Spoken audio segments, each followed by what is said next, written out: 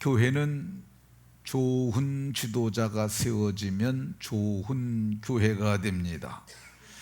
바울 사도께서는 그래서 교회의 지도자들은 좋은 사람이 세워져야 하는데, 좋지 못한 사람이라 할지라도 이 오늘 본문에 말씀하고 있는 교회 지도자의 품성을 잘 보고, 이렇게 해야 좋은 사람이 되는구나, 이걸 깨닫고 자기를 고쳐가면 우리 모두가 좋은 사람이 될 수 있습니다.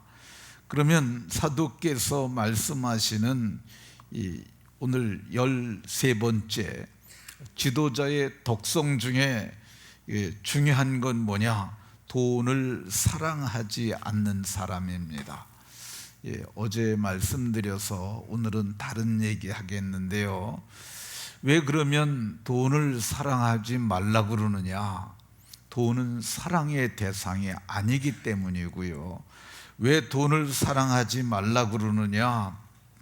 돈은 디모데전서 6장 10절에 보면 돈을 사랑하면 그것이 만 가지 악의 뿌리가 되고요. 왜 돈을 사랑하지 말라고 하느냐? 돈, 재물, 세상 이런 것들을 사랑하는 자들은, 이런 것을 탐하는 자들은 미혹을 받아 믿음에서 떠나 많은 근심으로써 자기를 찌르기 때문이라고 말씀하고 있습니다. 그러니까 이걸 탐하는 순간 미혹이 됩니다.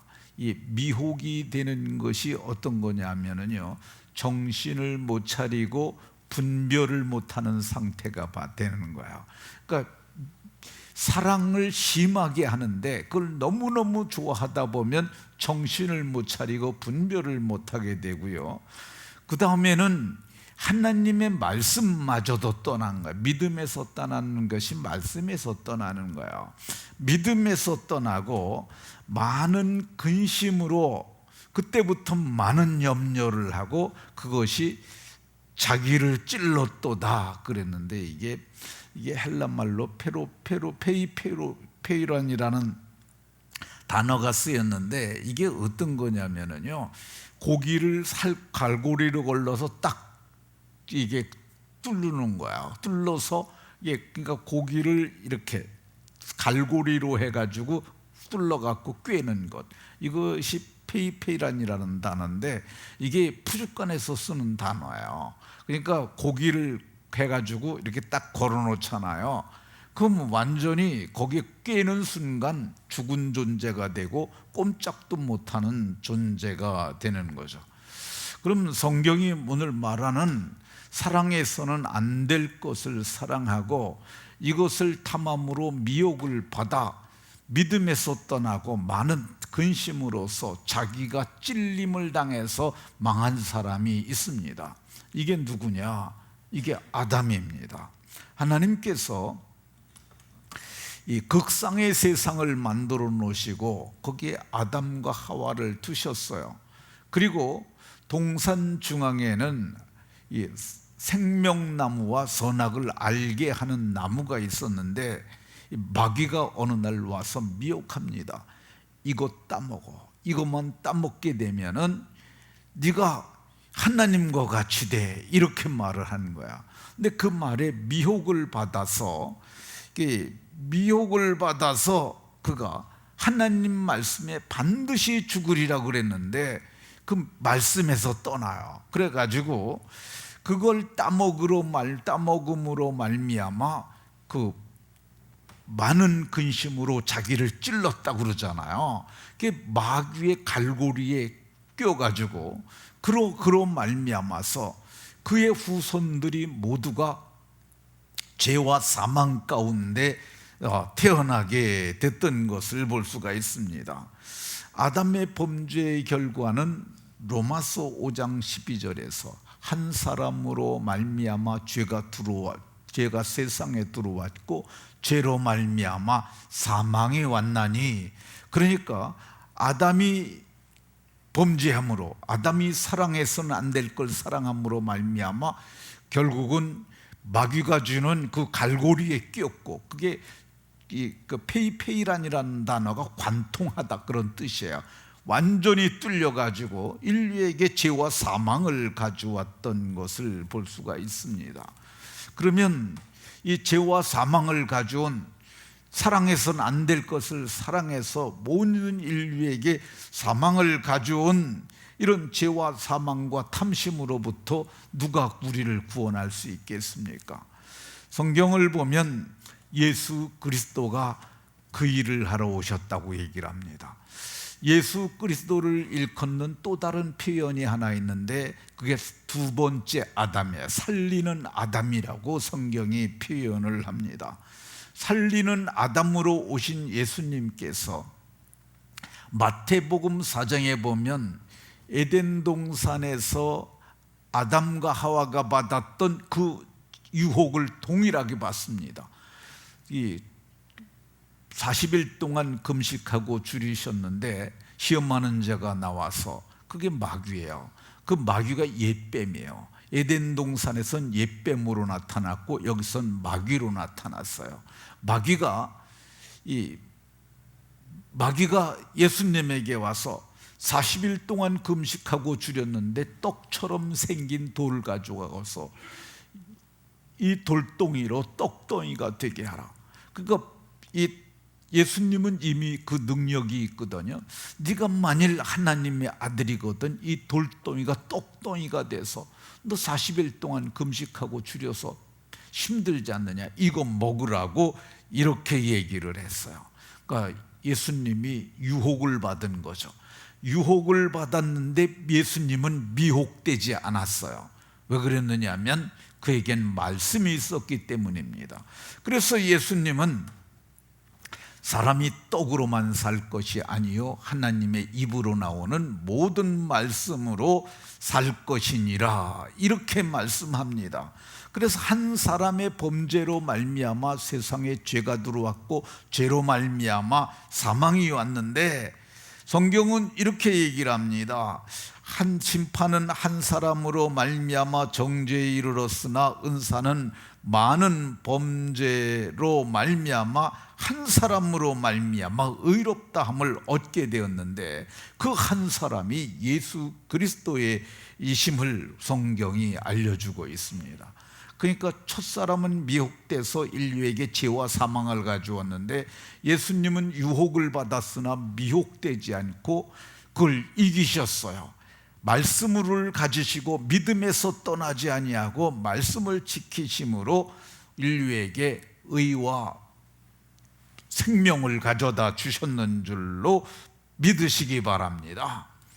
그러면 우리가 어떻게 돈을 사랑하지 아니할 수 있을까? 그것은 우리가 선택과 결단이 있어야 합니다. 선택과 결단, 이건 굉장히 중요한 기독교적인 신앙을 강조하는 단어들이에요. 마태복음 4장에 보면 예수님이 시험을 받으셨잖아요. 시험을 이기신 예수님께서 산상수훈이라는 걸 5장부터 합니다. 근데 거기에 보면 6장에서 예수님께서 말씀하시길, 너희가 하나님과 재물을 겸하여 섬기지 못하느니라. 하나님과 재물 둘 중에 하나를 선택해야 함을 성경이 말씀하고 있습니다.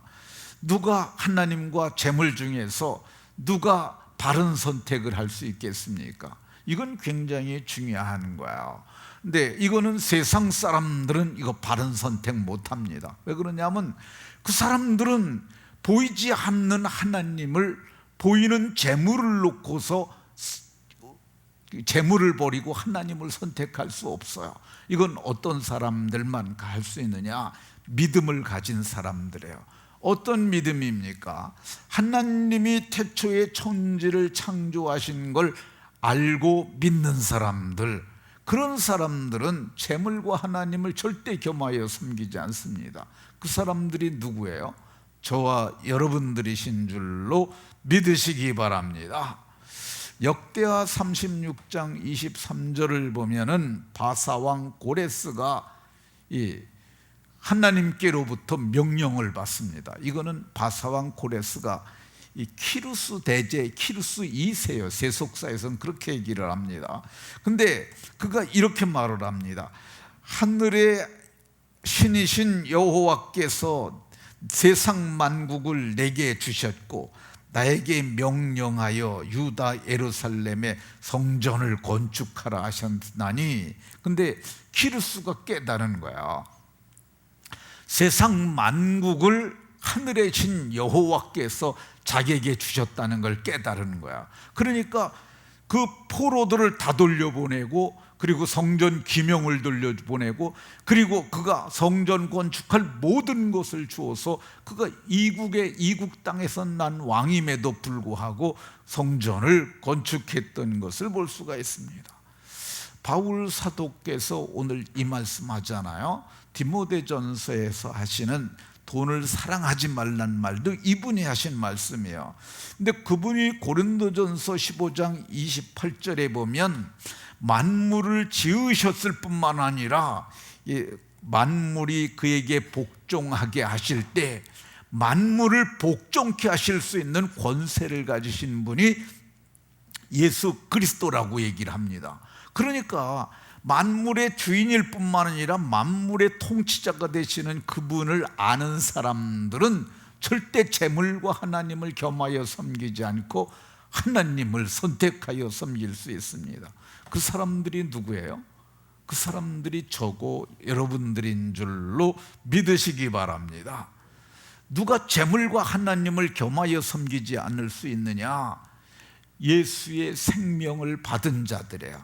예수의 핏부림을 통해서 새 생명을 얻고 새 마음을 가지고 새 사람이 된 사람들, 예수의 피로 속량받은 우리들이 어떻게 예수님께서 내게 생명을 주셨는데 그 돈 몇 푼에 미혹이 되고 그걸 따라가겠습니까?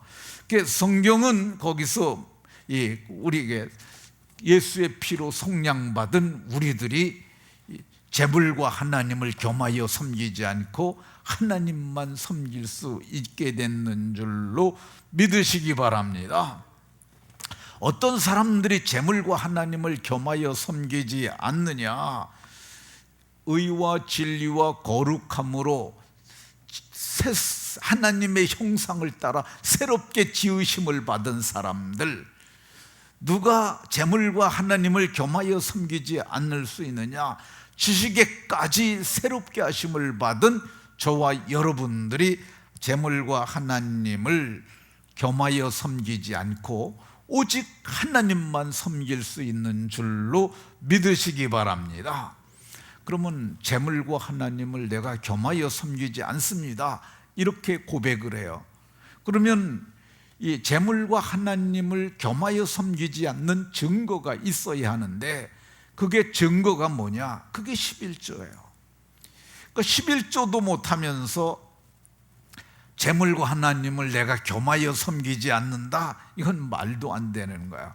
그러니까 11조는 뭐냐면은 이 하나님께서 내가 가진 모든 것을 하나님이 내게 주셨다는 그게 믿음의 고백이에요. 이 11조는 뭐냐 하면 내가 세상을 사랑하지 아니하고 하나님을 사랑합니다, 내가 재물을 사랑하지 아니하고 하나님을 사랑합니다라고 하는 믿음의 고백입니다. 그러니까 이 소득의 11조를 드린다고 그래서 이게 뭐 율법적으로 구약시대에는 그거를 10개 중에 하나를 드리는 거로 이해를 했어요. 그게 틀리지 않아요. 그 시대는 거기까지밖에 안 열렸어요. 이거를 좀 어려운 표현으로 계시의 점진성이라고 얘기를 해요. 근데 우리는 계시가 활짝 열린 시대에 사는 거야. 우리는 이렇게 선명하게 성경이 말씀하고 있는데, 그래서 우리가 하나님 사랑합니다 하는 고백으로 모든 것을 다 주신 것인데 내가 하나님이 내게 주신 것을 인정하는 마음으로 그걸 드리는 거야. 이거를 드리는 사람들이 어떤 사람들이냐? 재물을 다스리며 사는 사람들이에요. 그러니까 세상은 어떤 거냐면 재물의 지배를 받고 사는 사람들이 있고, 또 하나는 재물을 다스리며 사는 사람들이 있어요. 그러니까 우리가 어떤 사람들이냐? 우리는 재물을 다스리며 사는 사람들이에요.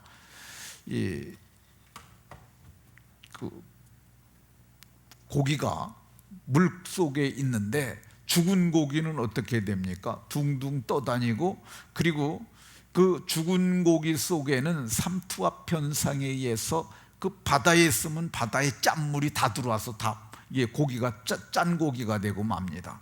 근데 살아있는 고기는 어떠냐면은 이 바닷물 속에 있는데도 안 짜요. 그 왜 그러냐면 바닷물이 들어오지 않는 거야.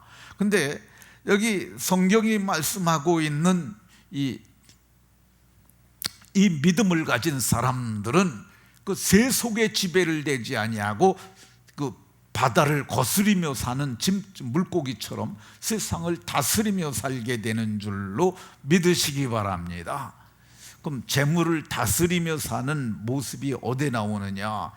사도행전 2장에 나옵니다. 재물을 하나님 뜻대로 쓰는 거예요. 재산과 소유를 팔아 각 사람의 필요를 따로 나눠주고, 재물을 사도들의 발 앞에 두고, 재물의 위치가 사람 아래에 있는 거예요. 그리고 각 사람의 필요를 따라 나눠주는 거죠. 이렇게 재물을 다스리며 사는 사람들에게 하나님께서 어떤 복을 주시느냐? 하나님께서 재물을 맡깁니다. 그렇지 않습니까?